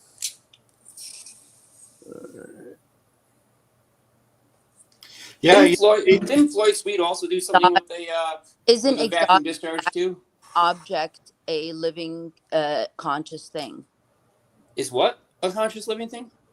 Is the exotic vacuum object EVO a conscious entity? Oh, Is yes, it Well, absolutely is. Yes. Yeah, well, like I explained to you about the ionosphere and how it matched the brainwave patterns, right? Like you understand, like it's the world and the galaxy that's creating us.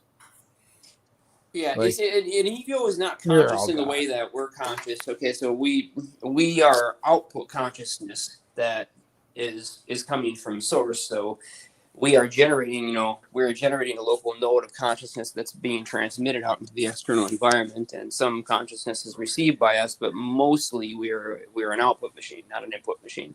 EVOs are an input consciousness machine. They respond to consciousness because they are a plasmatic state that contains an extraordinarily large compressed magnetic flux, which slows down light to such the extent that the very speed of thought itself can interact with the plasma. Now, it's well known that plasma is one of the most dynamic things in all of physics.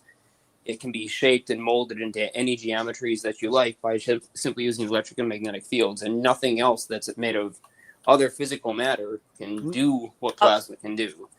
So an EVO is effectively a type, in some forms is a type of plasma, but you can consider it even if it's just made of electrons, and so it has these same properties of being highly responsive to thought. time entrapped the Walden program. Oh yeah, plasma. Project Walden. It's data. It's information. Solar Walden. When they break the lattice structure, they release the EVO. It's a capsule of.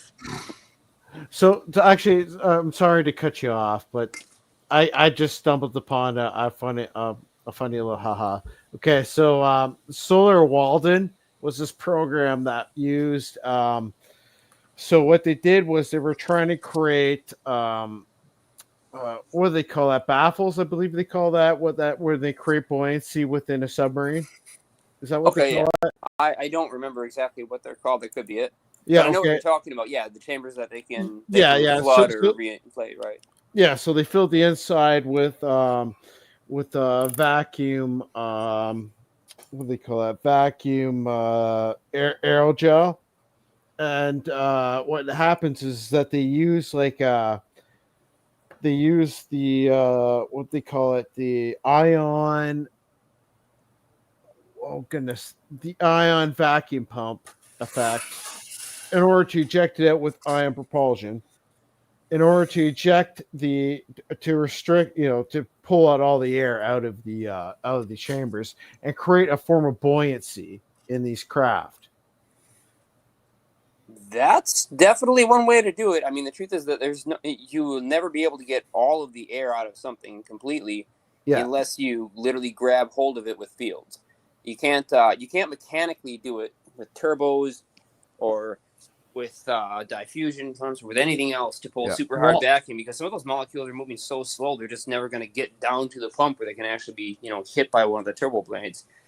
So the only way to get them out is to actually grab hold of those things, grab hold of any leftover gaseous material inside the environment by using basically electric and magnetic fields. And the trouble, right, with neutral atoms is that they don't respond to an electric or magnetic field directly. So you have to polarize them heavily under an electric field and then use a magnetic field to steer them while they're being polarized, because you're stretching the valence shells and it basically making them act like they're ions, even though they're technically not ionized. But yeah, that type of ion pump is how you get down to like 1 times 10 to the negative 12 and above. Yeah, they were claiming that they were using that technology with the vacuum aerogels, and they were creating like a form of buoyancy tanks, and they were able to create lighter than aircraft because of it, because they were using a vacuum that was vibrating really fast, because in a vacuum everything vibrates faster, right? The positrons, the electrons, they vibrate at a frequency that's far faster than anything in the other medium. Well, this is the same stuff that Simon was talking about on his channel when trying to cover this subject with, who's the other guy that was big on this and was trying to release all this information about these advanced aerogel craft. The trouble right now is that as researchers, we have no means whatsoever to manufacture extremely large contiguous pieces of aerogel. I mean, we have trouble trying to make tiny little chunks of it, and usually those come out with some defects or imperfections, and they take a long time to make, and if you want to buy them, they're very expensive. Controlling the lens force, do you remember those videos that showed about cup coils and trumpet coils years back? Yeah, that was a while ago. Yeah, okay. So that's how you control the lens effects. So and there's ways to control lens effects for what I believe, actually, what I think would be the best purpose for it would be the ring launcher. So if you create a self ring launcher. Also, I have to interject that I have been making progress on my aerogel manufacturing techniques, and very nice. Result. Excellent. Well, we're gonna have to bug you about that. I think so. Yeah, so like and this these actually explain like the patents of like how the ballast works and stuff like that. So these are actual patents, and these are actual things that were used at the time. So they called it solar Walden, not solar Warden. I hate it when people get it wrong.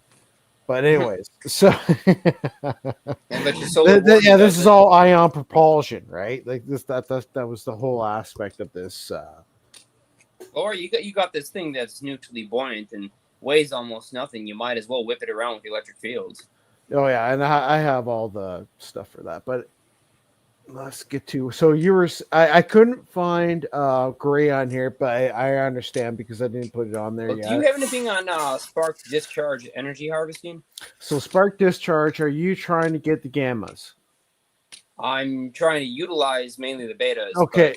I mean, I have a lot of extra gammas that might help the environment become just more conductive. So it'll help modify the refractive index slightly during part of the cycle where it's active. Yeah, all right. I'll explain to you why I think this is the way that you should go upon it. So we'll go to the G engines. So let's go find the guy who actually made the G engines. Yeah. I actually found that out before I stopped talking to you for God knows how long, because I've been working on the shop. I'm trying to get everything going. Yeah, I know, dude. It's almost done. I gotta Oh show it my to you sometime. gosh. Yeah, no, yeah, you wait. It's been a while, but anyways, all right. So, all right, let's see here. What you're looking through? All right, so right now I'm looking through the drive that I found. So what I did was years ago I worked with Jeremy and Jeremiah, and I was just like, okay, so I'm gonna go into this thing where I call it going with the flow of the universe. So I sit here, smoke a little bit of pot, like, go on, the patent searches and go on the internet and find all this stuff. And that's all I did for like years. And so what I'm going to explain to you is the ring launcher and what magnetic braking is. So this is magnetic braking. Magnetic braking is an induction field where you have like a coil here with and this armature is not moving, they stated. So this armature is not moving. So it's like a ring launcher, right? So if you hit this, this would normally launch that armature ring right off. Okay. Now we're going to go to the G engine stuff because they explain this exactly right in their article. So here it is actually right in the article, just to jump right to it. So you see the aluminum disc here, the coil here, right, with the battery, and it launches the coil up. So this right here tells me that induction will create the plasma field. On. Okay, so this plasma sheath, this is breaking the boundary layer and creating streamlines. So that any bow shock wave that hits here is going to just streamline around the plasma sheath. Okay, so that's what induction taught me.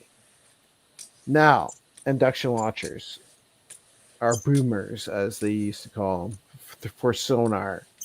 So now you know this thing is also used for 3D imaging, right? 3D Interesting. sonar How do imaging they do that? of the surrounding area. Well, it's a sonar. It's the exact same technology. Huh. That's what the guy said at MIT, because in the MIT 1989, I believe it was, 1986, 1988, somewhere around that timeline, they did this field propulsion thing where they videoed all the stuff through the entire course. And they talked about boomer technology, and not only that the top of the disc that they launched had cavitation taking upon its surface. Nice. So now you have cavitating non-equilibrium plasmas on the top of the discs. So now we are talking a little classified stuff. But anyways, hey, it's the 50s. What the heck, right? Sunset clause. We're allowed to talk about it now. All right. The changes are coming, guys. Come on. Shit, it's the 50s. Almost 100 years ago. Okay, anyways. I found even the Russian stuff. So check this out. Like, this is the Russian stuff on the exact same technology. So right here, believe it or not, right here along here, it was their method of making what was called the Alexanderson alternator. They put that right in here. And for the people who understand field antennas, they would realize why they had this. Right. The Alexanderson antenna, supposedly, what Eric Dollard was saying, it went into a different dimension. No, it lets you out into space. Oh, for those surface dwellers who can't get off the surface. There you go. Now you know. Like teleportation. Yeah. No. So what happens is with the Tesla system, Eric Dollard explained in the documents. I could show that actually. Actually, I will show it because I know it was freely shown earlier by even what's his name? Anyways, hold on, let me find this real quick here. Electrical systems, electrical experimenters magazine. Hey, we have to have like a sit down with a bunch of people and actually go through all the stuff of the history, like from the 1800s and even the 1600s. I have all that stuff too. So like it's unbelievable. Like the electrostatic machines were absolutely fascinating. They had pyroelectrics. Like they were talking about this in the 1600s. Oh, that's Yeah, really and interesting. Okay, so hold on, 1600, 1500, Pyroelectrics. they're also talking about atmospheric electricity, measuring it and Oh yeah, engineering it back then, big time. yeah, and exactly why castles have to be grounded. Do you understand why they wore plated armor? Yes, I So they do. wouldn't get shocked to shit inside the castle. So you just mentioned They didn't ferroelectrics, and ground it properly. I'm working on something right now that involves ferroelectrics. I'm actually going to be using a couple of different crystals to see if I can capture this effect.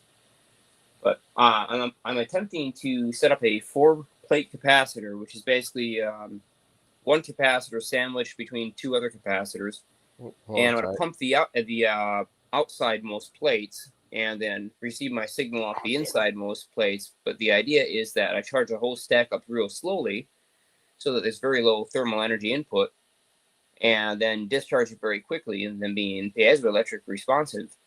The sudden contraction, or coming back to the point of neutrality, will allow them to cool down beyond ambient thermal temperature, sort of exactly in the same way that a refrigerator does by dropping the pressure suddenly on the refrigerant. In this case, we're dropping the electric field pressure suddenly on the piezoelectric element, and hence it'll get a little colder during the discharge. It's electrostatics. Right. Discharge? It's somewhat electrostatics, but it's just mainly treating it like a capacitor. Okay, yeah. I'll show you But something with that. ferroelectrics would be the ideal thing to use if they're also piezoelectric. Could I show the field? Should I show off the field antenna stuff? If you think it'd be relevant here. Oh my god! Well, I've been wanting to show this to Old Man Builds forever, but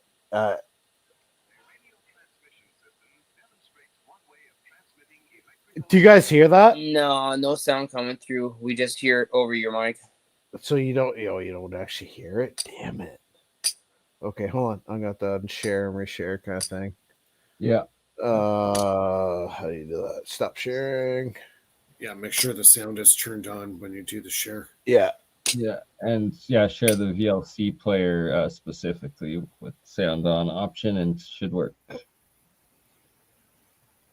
So just click share screen and Make sure it'll be in the bottom right corner. It should be under a different window potentially. Share video. can I just share the entire screen? Oh yeah, there it is. No, Okay. that It works. sound. It works. Yeah, you just have to click also add system audio. Okay, yeah. Yeah, great. Oh, come on now. I'm not gonna. Why won't you click it? No. I'm clicking share, but it's doing nothing. And I could click on other things. This is weird. Come on now. Could be like this. You know what? Try window and then see if under the window All right, hold on. I did it the other way. I just did it the stubborn way. Okay, all right. So no sound. No sound? No. You got to share the window as your VLC player, the window of VLC player. Oh, right. VLC. Yeah. So hit present, hit share screen, and then click on the tab window, and then it should give you the option under that of the VLC. Share screen. All right. VLC. Okay, gotcha. Right. Yeah. I got you. Yep. Yeah, I got it. You found her, or I think we got her. There we go.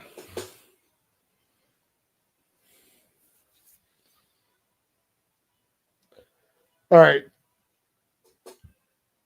So the reason why I'm showing this is because later on I'm going to show you that you can seed any field antenna with electrons or even EVOs. You can seed or seek. Seed.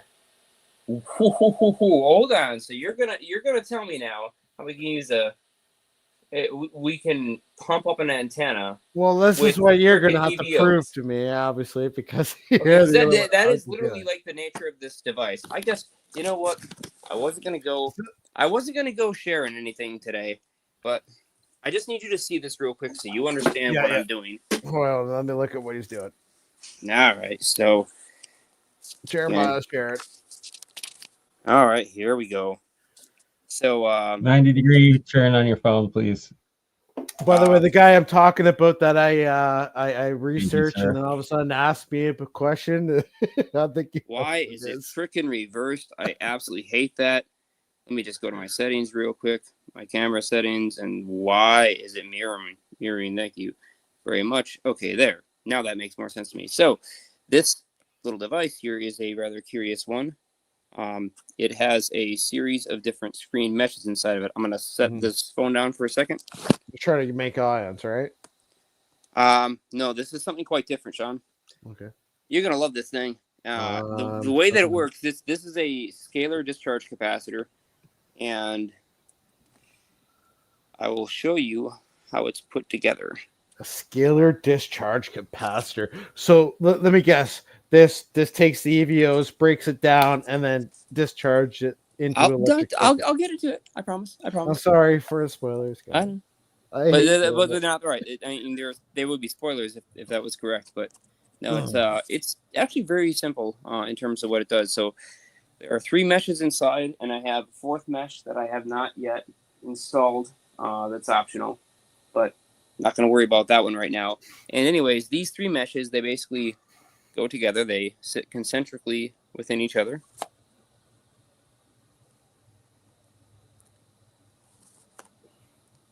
And then there are these plates that they can align with. So let's pop those in there. Get that one in alignment. Oop. Come on, rotate. There we go. So now they're all in. They press right into place. And then that rod can go down the center. So that kind of centers it. So when this whole thing is assembled, what happens is between this thoriated tungsten rod. A thoriated tungsten rod. Yes, very important. Radiated. Right. So you could use a variety of different radioactive isotopes to do this, but thorium is particularly easy to get, and it's totally legal to buy these welding rods for TIG welding applications. And once that snaps back on there, so each of these individual screen meshes can be tapped for power. And what will happen is I charge up this rod, which is going to be very well insulated, so it doesn't have any kind of leakage, and it'll be completely isolated. And coming out the other side at the end of that rod, there's going to be a tiny little spark discharge point right there at the tip. And so I'm going to have to sharpen this to an exact cone angle that I want and control the electric field so I can generate an EVO that shoots off of it. But let's say this rod is charged negative, and I connect the outside screen to some ground potential. So now it's going to, the negative charge on the rod is going to push all the electrons out. What's that? I have the angle. 51.5125. 51.151. 51.5125. Okay, that is getting written down right now. Are the meshes the ones that are the meshes? Are they the same angle, or are they one is rotated and then the other one's and then straight? Because the lattice, however, they're interplexed, so basically the signal can get through all of them. Thank you for the angle. Oh, I need to put degrees after that. Yeah, that's going to be super important. Just a second. This is really good critical information. That's what I needed to know for the grinding angle at the tip. And then what about the other electrode? I was thinking about doing a rounded. Other angles. What's that? Sorry, there's a couple other angles I'll talk to you later about. But what are you asking for now? I was saying, so one side I want the pointed electrode, and on the other side, I want sort of like a divot or a cup that the EVO can go crack into and deposit. Yeah, because EVO was created by convection, right? So convection ring. So this convection ring, obviously, because plasmas are conducted by convection, so they will therefore follow convection. That way, that's why EVOs are even created, is due to the convection ring or the right. So yeah, the cup is perfect for exactly what you want. You want the actual containment within the cup. But so you want it? Are you able to use plumbing? I mean, I can use whatever. I can use pretty much whatever the heck we need, man. Well, you could. Why don't you use a Pantone's device? It does all that, and it's not only that; it's self-containing. It's not like what's his face is. Although But it covers a lot of good stuff, but yeah. So check this out. So here's what I'm going to be using: is these 1.2 kV 8 amp peak diodes. They're stupidly fast. In fact, they have their rating officially on the manufacturer's data sheet says 0 recovery time for these diodes. So when it comes down to capturing the impulse, it's going to go. So let me explain how this device works exactly. So charge gets built up between the inside rod and the outside mesh. The other two meshes are just left floating. The capacitance built up between the inside rod and the outside mesh is also being filled with free electrons from the beta decay of the thorium content in this tungsten rod. Now, let's say I get about 50,000 volts between the outside mesh and the rod, and I'll have to, of course, deal with these sharp edge surfaces here, which will all be sealed up and smoothed over and insulated so that the nice, smooth mesh surface is the only thing facing the rod. There are no sharp emission points that way, basically to create leakage so I can build up the maximum potential. Well, that creates an electric field stress that points from the rod towards the edge and puts a stress on local space-time variable epsilon. Space-time is polarizable, and the other thing is it's saturable, meaning the linear, the medium of space-time itself, the refractive index, is nonlinear. So the more electric field stress you put into it, the closer it gets to breaking. And there is an exact level that it breaks at, and it was discovered through the Bright-Wheeler process, and we now call that limit the Schwinger limit. And it's exactly where space-time stops being space and it starts to become matter. And this device is designed to specifically optimize that effect because the discharge can be so insanely fast due to the fact that there is almost no capacitance between the insanely small cross-section of the rod compared to the insanely large asymmetric cross-section of the outside mesh.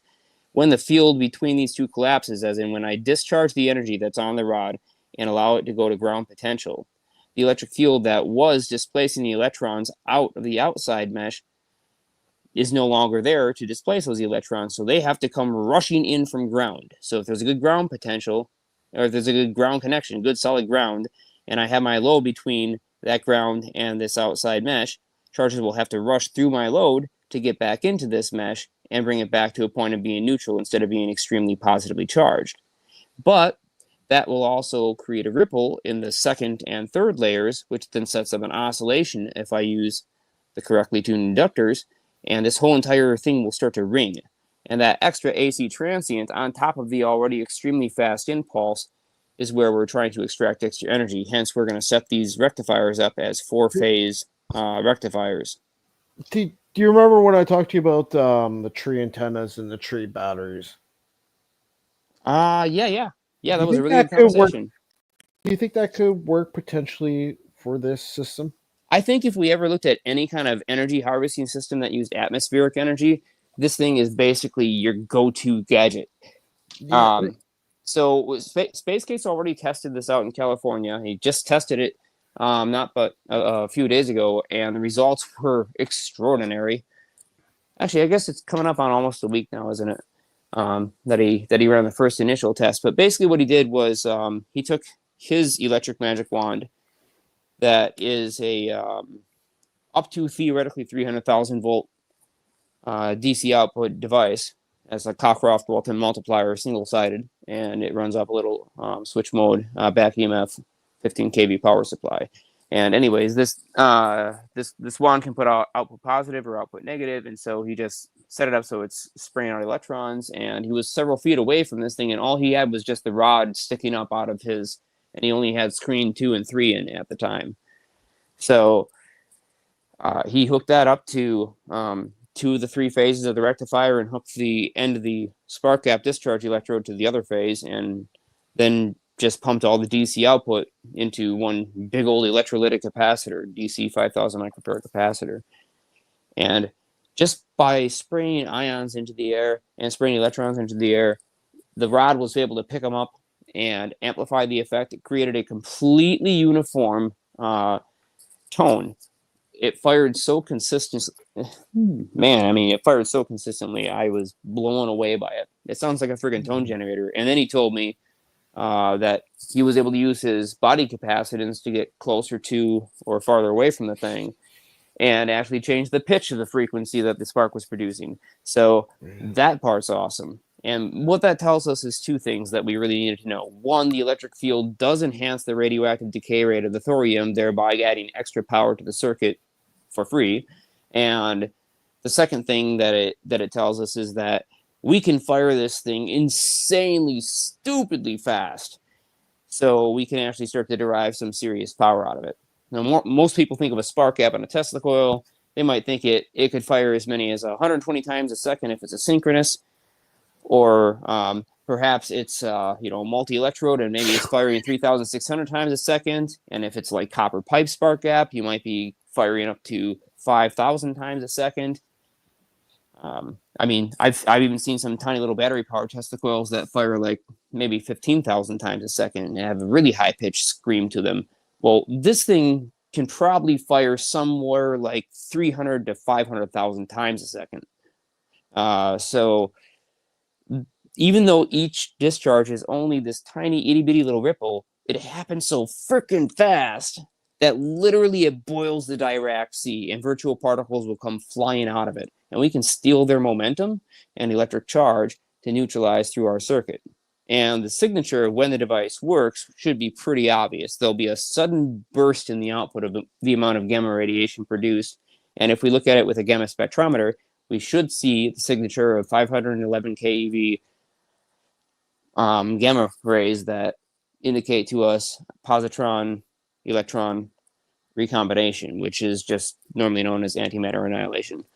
But annihilation, I think, is the wrong word to use, because really they don't technically annihilate. They spin up on each other, and when they reach 0.65 C each, then they will finally be able to spiral in, because they'll have enough momentum at that point to compress their fields where they wrap up on themselves, and they'll create the smallest radius and pinch in, and then become once again part of the vacuum or part of the virtual particle sea of the Dirac sea.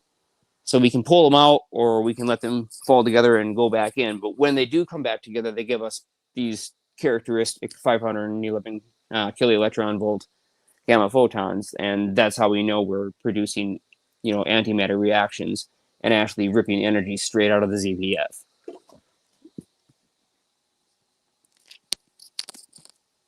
So I will say I have not done the gamma test yet, or the gamma spectrometer test yet. I know it's producing gammas.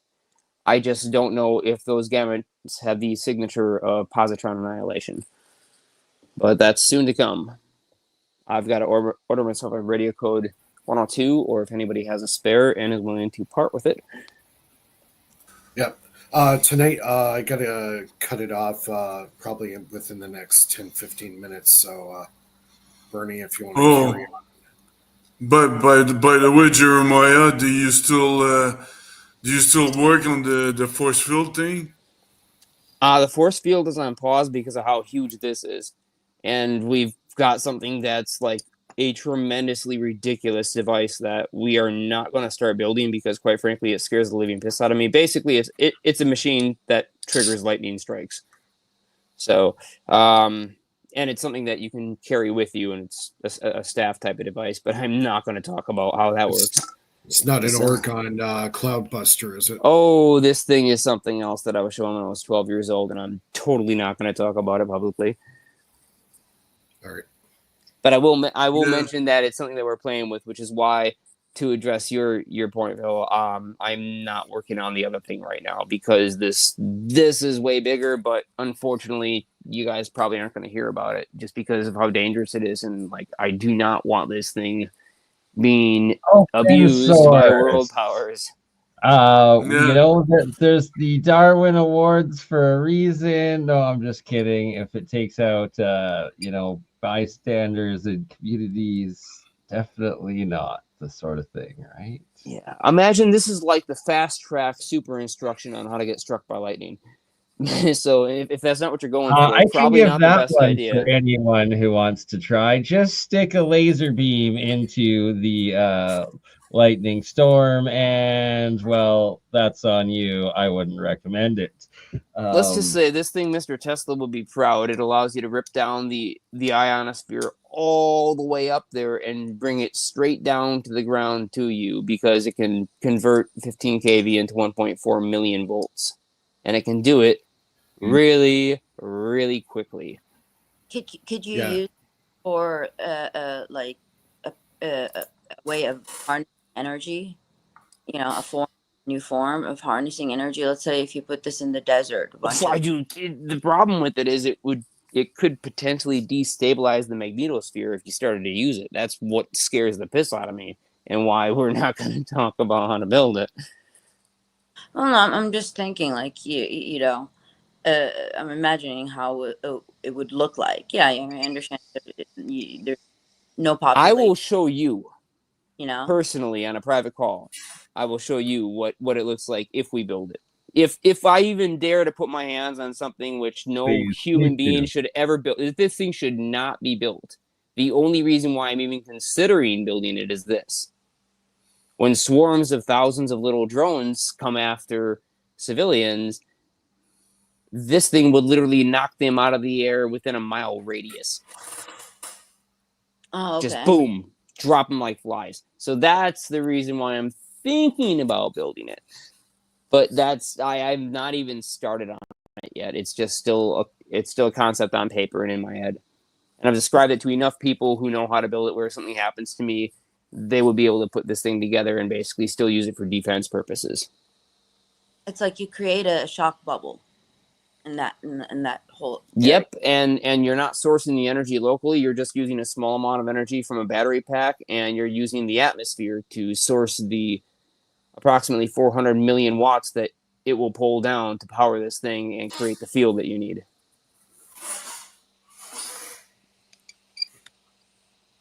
That's fascinating. And you only need like freaking 300 watts to pull down 400 million, which is the most ludicrously ridiculous point about the whole thing. Will it work? I mean, hey, I haven't built it yet, so I can't guarantee you it'll work, but I can say I ran small simulation tests in my old lab several years ago. I mean, she's got to be going on at least 10 years ago now, where I tested ionic downdrift and channeling it through a small version of Wardenclyffe Tower. And that worked insanely well. So in doing those experiments, I learned about something called plasma rectification and also learned about charge projection, which was directly tied to Tesla's teleforce. And there's a whole lot of other things that go along with that. But to say the least, when finally, very recently, somebody asked me about an experiment that I did when I was younger, it brought me back to this one. And the whole thing took me through this realization of, oh crap, I invented this crazy thing when I was 12 and it seemed to be sent down to me straight from heaven.